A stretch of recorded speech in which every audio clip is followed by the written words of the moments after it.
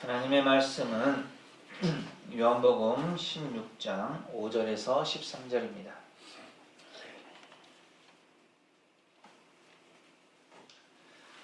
지금 내가 나를 보내신 이에게로 가는데 너희 중에서 나더러 어디로 가는지 묻는 자가 없고 도리어 내가 이 말을 함으로 너희 마음에 근심이 가득하였도다. 그러나 내가 너희에게 실상을 말하노니 내가 떠나가는 것이 너희에게 유익이라. 내가 떠나가지 아니하면 보혜사가 너희에게로 오시지 아니할 것이요 가면 내가 그를 너희에게로 보내리니 그가 와서 죄에 대하여 의에 대하여 심판에 대하여 세상을 책망하시리라. 죄에 대하여라 함은 그들이 나를 믿지 아니하며 의에 대하여라 함은 내가 아버지께로 가니 너희가 다시 나를 보지 못하며 심판에 대하여라 함은 이 세상 임금이 심판을 받았습니다. 내가 아직도 너희에게 이를 것이 많으나 지금은 너희가 감당하지 못하리라. 그러나 진리의 성령이 오시면 그가 너희를 모든 진리 가운데로 인도하시리니 그가 스스로 말하지 않고 오직 들은 것을 말하며 장래일을 너희에게 알리시리라. 아멘. 오늘도 예배에 참여하신 모든 분에게 하나님의 은혜와 평강이 늘 함께 하시기를 바랍니다. 영국의 대표적인 설교가 중에 찰스 스펄전이라는 분이 있습니다. 이분에 대한 이야기인데요. 한 번은 그가 스스로 판단하기에도 형편없는 설교를 주일에 했습니다. 허둥대면서 더듬거리는 말로 설교를 마쳤죠. 그래서 그는 오늘 설교는 망했구나 라고 생각했습니다.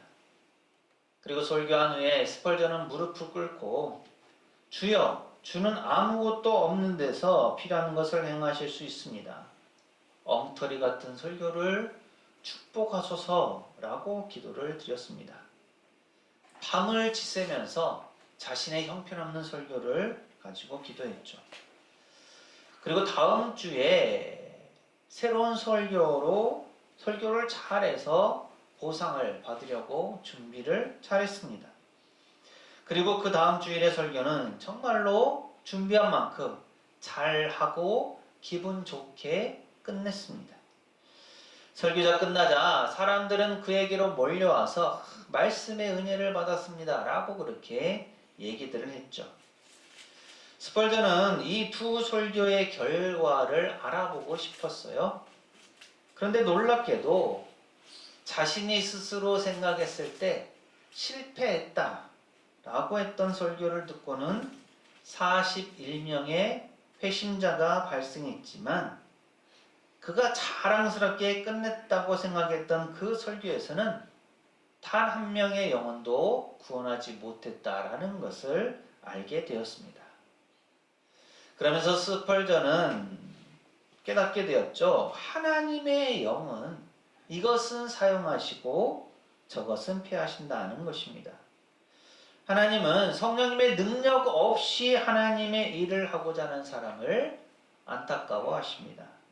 왜냐하면 하나님의 일은 성령님의 도우심이 없이는 할 수 없는 일이기 때문입니다. 목회자만 그럴까요? 설교만 그럴까요? 아닙니다. 그렇지 않습니다. 신앙인의 모든 삶이 성령님의 도우심 가운데 이루어지는 성령님과 연결된 삶입니다. 우리 앞뒤 좌우에 계신 분들하고 이렇게 인사하실까요? 성령님의 도우심을 구합시다. 성령님의 도우심을 구합시다. 한 번 더 하시죠. 성령님의 능력으로 살아갑시다. 성령님의 능력으로 살아갑시다. 오늘 우리가 읽은 말씀은 보혜사 성령님에 대해 예수님께서 제자들에게 약속하신 말씀입니다. 예수님께서는 하나님이셨지만 육신을 입고 이 땅에 오셨죠. 그리고 이 땅에서의 사역을 감당하셨고 이제 하나님께로 가야 할 때가 다가오고 있었습니다. 예수님은 언젠가는 하나님 곁에 가셔야 할 분이고 제자들을 떠나야 할 분이시죠. 그래서 예수님은 제자들에게 자신의 떠남에 대해서 말씀하십니다. 제자들은 예수님께서 떠나신다는 이 말을 듣고 근심과 걱정에 휩싸일 수밖에 없었습니다. 자신들이 그동안 믿고 의지했던 그 존재 자체가 없어진다는 것에 큰 충격을 받았던 것이죠. 그러자 예수님께서는 예수님의 떠나심이, 자신의 떠나심이 제자들에게 유익하다는 말씀으로 제자들을 위로하면서 보혜사 성령님에 대한 약속의 말씀을 하십니다. 예수님께서 떠나심이 왜 제자들에게 유익할까요? 그것은 예수님께서 떠나심으로 보혜사 성령님께서 오시기 때문입니다. 사실 단순하게 보자면 예수님의 떠남이 제자들에게 결코 유익하지 않습니다. 예수님은 어부였고 세리였고 죄인들이었던 이들을 불러서 제자로 삼으셨죠. 그들을 위로하셨고 그들의 약한 마음을 굳게 하셨고 그들의 어리석음을 깨우쳐 주셨습니다. 비록 3년이라는 짧은 시간이었지만 제자들의 삶에도 많은 변화가 있었습니다. 그래서 어쩌면 이제 막 어느 정도 예수님에 대해서 알고 예수님의 사역에 대해서도 이해하기 시작한 제자들 곁을 예수님께서 떠나신다는 것은 제자들에게 있어서 큰 충격의 말씀이었습니다. 어쩌면 잊혀졌던 과거의 생활로 되돌아가야 할지도 모르는 상황 가운데 있게 된 것이죠.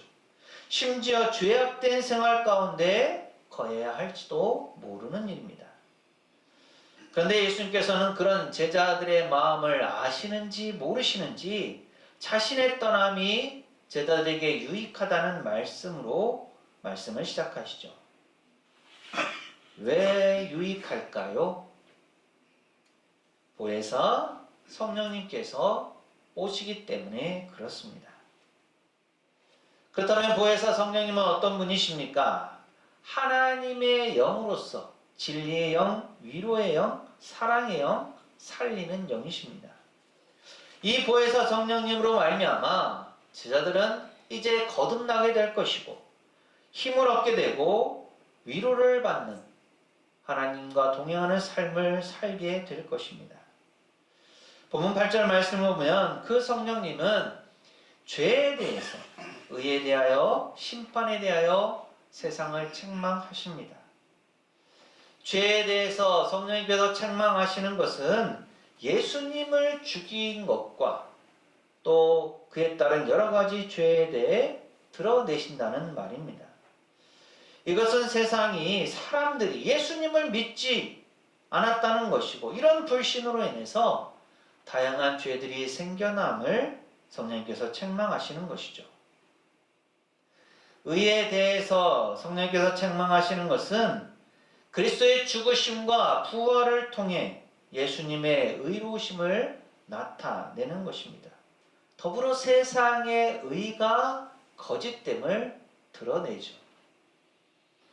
심판에 대해서 성령께서 책망하시는 것은 십자가 사건을 통해서 세상의 임금, 즉 하나님께 도전하는 악의 세력인 사탄이 심판을 받았음을 나타내는 것입니다. 그리고 그로 인해 세상도 심판을 받게 될 것임을 드러내십니다. 그리고 예수님은 제자들이 지금은 감당하지 못할 가르침에 대해서도 말씀하시죠. 제자들은 예수님과 공생의 기간 3년간을 함께 동행했지만 예수님의 말씀에 대해서, 예수님의 가르침에 대해서 제대로 알지 못하는 경우가 허다했습니다. 그렇기 때문에 예수님은 그들에게 더 많은 것을 가르치기를 원하지 않으셨죠. 그리고 이후에 성령께서 오시면 그 모든 것을 알게 하실 것이기 때문에 굳이 예수님께서 제자들에게 모든 것을 다 말씀하실 필요도 없었던 것입니다. 그렇다면 진리의 성령님이 오시면 어떻게 됩니까? 먼저 예수 그리스도를 주님으로 고백하게 됩니다. 고린도전서 12장 3절은 이렇게 말씀합니다. 함께 읽습니다. 시작. 그러므로 내가 너희에게 알리노니 하나님의 영으로 말하는 자는 누구든지 예수를 저주할 자라 하지 아니하고 또 성령으로 아니하고는 누구든지 예수를 주시라 할 수 없느니라. 아멘. 우리가 예수님을 믿고 예수님을 주님으로 고백하게 되는 이유가 무엇입니까? 우리가 열심히 연습을 한 결과일까요? 예수님은 주님입니다. 예수님은 주님이다. 라고 이렇게 스스로 이해시키고 암송한 결과 예수님을 주님이라고 합니까? 아니면 어느 날 갑자기 주님이라는 말이 입에서 터져 나온 것입니까? 여러분 어떻습니까? 여러분은 어떻게 예수님을 주님이라고 고백하게 되었습니까? 열심히 연습하고 암기한 결과입니까? 예수님께서 십자가에 달려 죽게 되셨을 때 대부분의 사람은 예수님을 가리켜서 저주받은 자라고 했습니다. 나무에 달린 자마다 저주를 받은 것이라고 율법에 기록되어 있었기 때문이죠. 단지 예수님을 온전히 믿었던 몇몇 사람만이 그 예수님을 가리켜서 주님이라고 부르고 고백했습니다. 그 이유는 그들 안에 하나님의 영, 성령님께서 거하셨기 때문입니다. 오늘 우리가 예수님을 주님이라고 고백하는 이유도 바로 하나님의 영이신 성령님께서 내 안에, 우리 안에 계시기 때문입니다. 물론 거짓으로 진실된 마음 없이 입으로 말할 수는 있겠지만 성령님이 아니고서는 우리가 예수님을 주님이라고 고백할 수 없습니다. 진리의 성령님께서 우리 안에 계심으로 우리가 예수님을 주님이라고 고백할 수 있는 것이죠. 또한 진리의 성령님이 오시면 하나님의 뜻을 알 수 있습니다. 누가 하나님의 뜻을 알 수 있을까요? 하나님의 영으로서만 분별이 가능합니다. 고린도전서 2장 11절은 사람의 일을 사람의 속에 있는 영 외에 누가 알리요? 이와 같이 하나님의 일도 하나님의 영 외에는 아무도 알지 못하느니라고 말씀합니다. 하나님의 일을, 하나님의 뜻을 누가 알 수 있습니까? 하나님의 영 외에는 아무도 알지 못합니다. 제 아무리 똑똑한 천재학자 혹은 초능력자 그 어떤 사람이라 하더라도 하나님의 영이 아니면, 하나님의 영이 임하지 않으면 하나님의 뜻을 알 수 없습니다. 이사야 55장 8절 9절은 이는 내 생각이 너희의 생각과 다르며 내 길은 너희의 길과 다름이니라. 여호와의 말씀이니라. 이는 하늘이 땅보다 높음같이 내 길은 너희의 길보다 높으며 내 생각은 너희의 생각보다 높음이니라고 말씀합니다. 우리의 지식과 지혜가 아무리 뛰어나다 하더라도 하나님의 뜻을 다 알 수가 없습니다.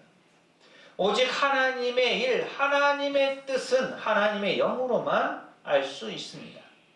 성령님께서 임하셔야만 하나님의 뜻이 무엇인지를 알 수 있는 것이죠.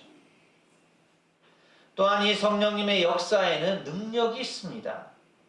바울 사도는 복음을 전함에 있어서 고린도전서 2장 4절에서 내 말과 내 전도함이 설득력 있는 지혜의 말로 하지 아니하고 다만 성령의 나타남과 능력으로 하여라고 하였고, 또 고린도전서 4장 20절에서는 하나님의 나라는 말에 있지 아니하고 오직 능력에 있음이라고 하였습니다.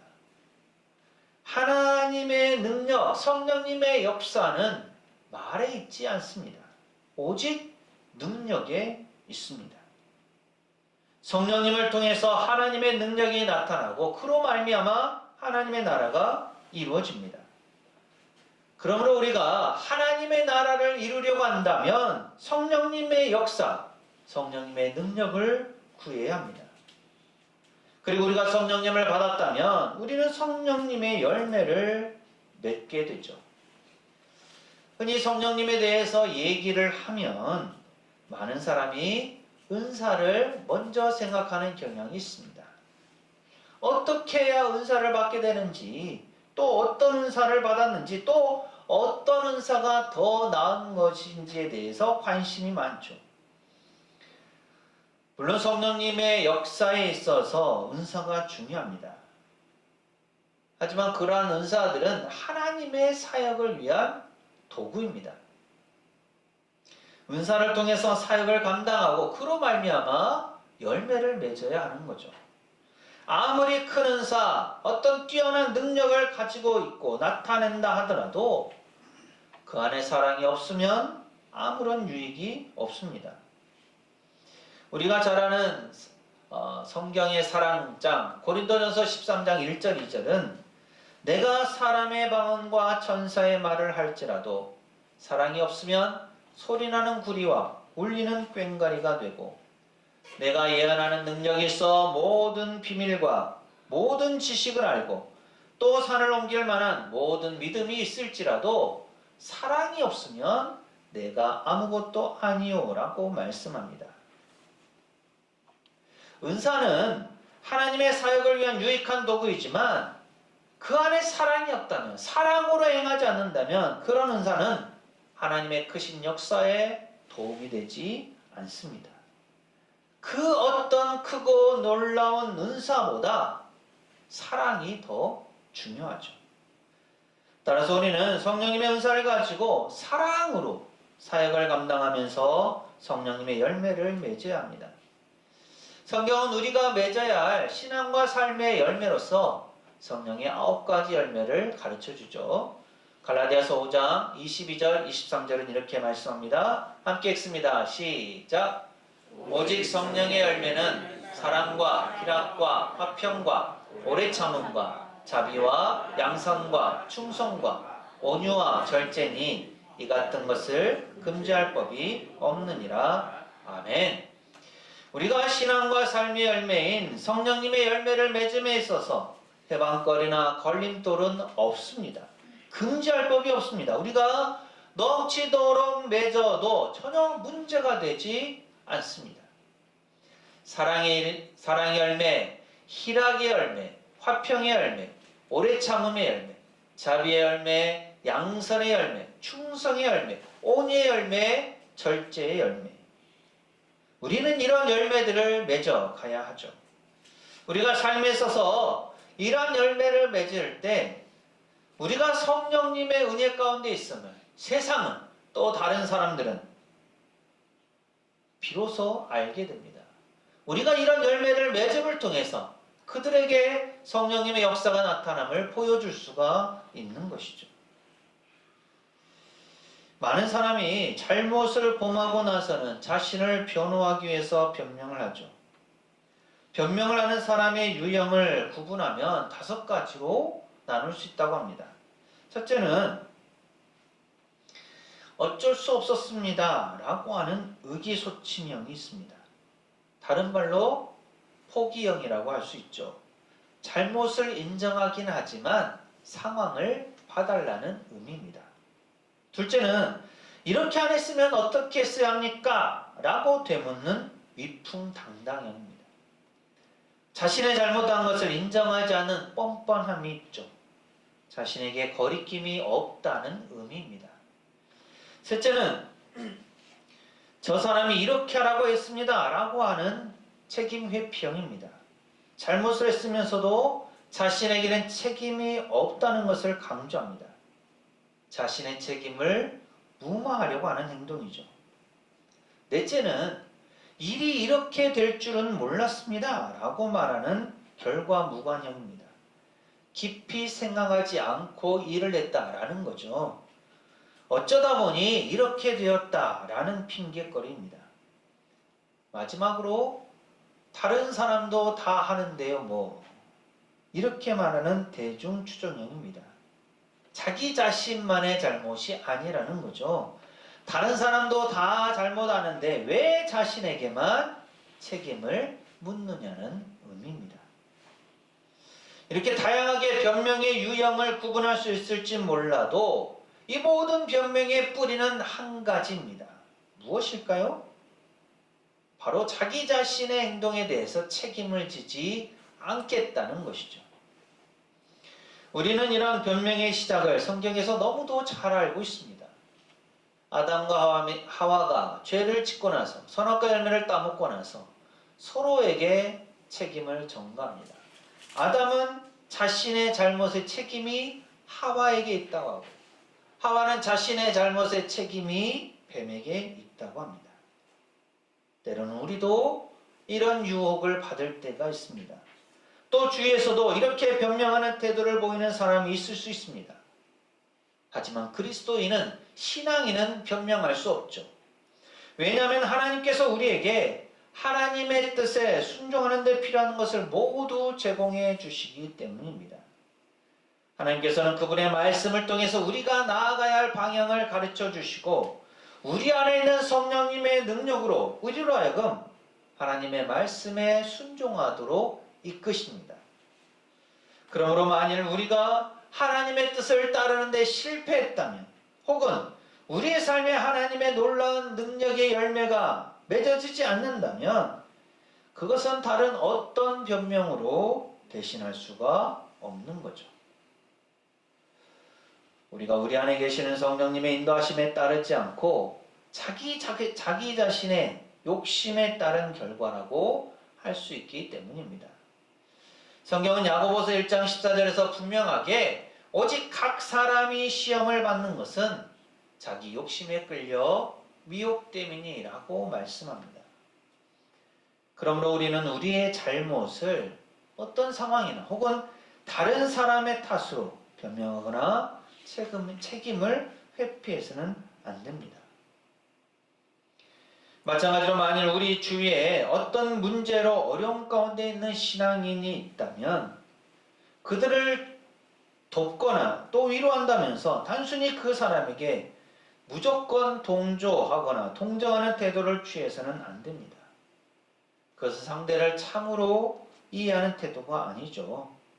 우리가 물론 여러 가지로 다른 사람을 보살피고 돕고 힘이 되어줄 수는 있겠지만 각 사람의 행동에 대한 책임은 궁극적으로 하나님 앞에 선 자기 자신, 각 사람에게 있기 때문입니다.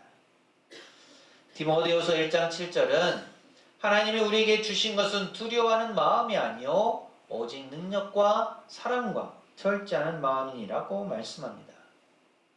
무슨 뜻입니까? 세상 사람 중에서는 하나님을 무서워하면서 두려운 존재로 인식하기도 합니다. 자신이 지은 죄나 잘못에 대해서 하나님께서 심판하실 것에 대해 두려워해서 도망하고 피하려고 하는 모습을 보이게 됩니다. 그러나 우리 신앙인은 하나님을 단순히 공포나 두려움의 존재로만 인식해서는 안 됩니다. 아니, 공포의 대상으로 인식할 수 없습니다.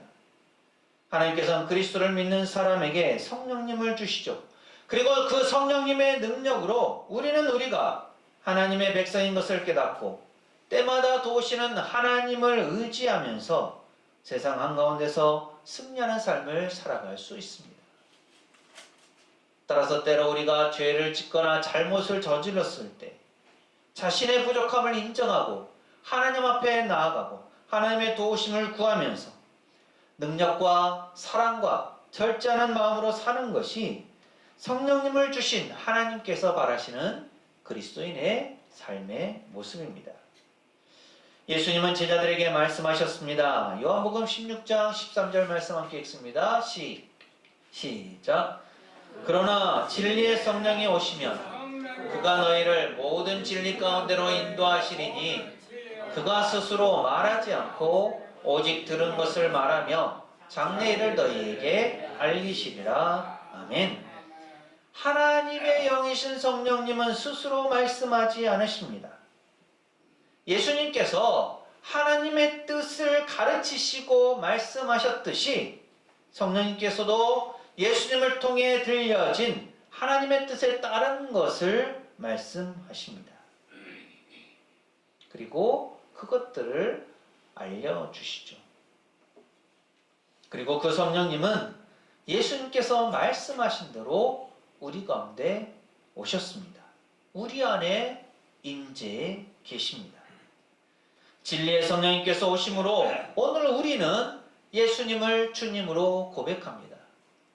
진리의 성령님께서 오심으로 우리는 하나님의 뜻을 분별할 수 있습니다. 진리의 성령님께서 오심으로 우리는 능력 있는 삶을 살아갈 수 있습니다. 진리의 성령님께서 오심으로 오늘도 우리는 성령의 열매를 맺을 수 있습니다. 이 성령님의 역사는 개인 한 사람, 그리스도인 각자에게만 머물지 않습니다. 성령님은 신앙인들, 그리스도인 두세 사람이 모이는 그 모임과 공동체에도 역사하십니다. 초대교회 공동체는 이러한 성령님의 역사하심으로 말미암아 놀라운 부흥의 역사를 경험했습니다. 복음이 전해진 후에 우리나라 교회들도 이러한 성령님의 역사하심 가운데 놀랍게 성장해 왔습니다. 비록 최근에는 여러 가지 형편과 상황, 사정으로 인해서 침체기에 놓여 있다고 하지만 성령님께서 교회를 다시 일으켜 세우실 것입니다. 우리 교회 또한 이러한 성령님의 역사하심 가운데 부흥의 역사를 경험하게 될 것입니다. 이 일은 오직 성령님께서 오심으로, 성령님께서 임하심으로, 성령님의 능력으로 이루어질 역사입니다. 올 한해 우리 모두가 이 소망을 품고 나아갈 수 있기를 바랍니다. 진리의 성령님께서 우리의 삶 가운데 함께 하시기를 바랍니다. 그래서 하나님의 뜻 가운데서 능력 있는 삶을 살아갈 수 있게 되기를 바랍니다. 그럼으로써 우리 성도 한 사람 한 사람이 성령님과 함께함으로 아름다운 신앙의 열매를 맺고 또 우리가 함께 모여서 있음으로 말미암아 부흥을 경험하는 우리 세상교회 공동체가 될 수 있기를 간절히 소망합니다. 기도합니다.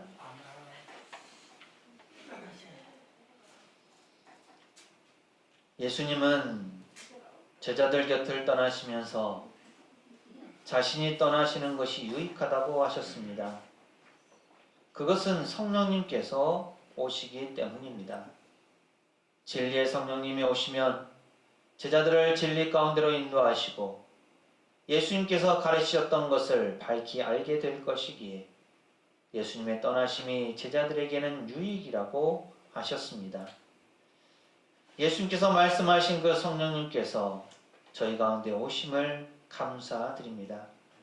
저희가 예수님을 주님으로 고백하는 것, 저희가 하나님의 뜻을 알아가게 되는 것, 저희가 능력 있는 삶을 살 수 있는 것, 저희가 성령님의 열매를 맺을 수 있게 되는 것, 이 모든 것이 진리의 성령님께서 오심으로 저희 가운데 이루어진 일임을 믿습니다. 또한 저희 교회 공동체 안에 하나님께서 놀라운 역사를 이루실 것을 믿습니다.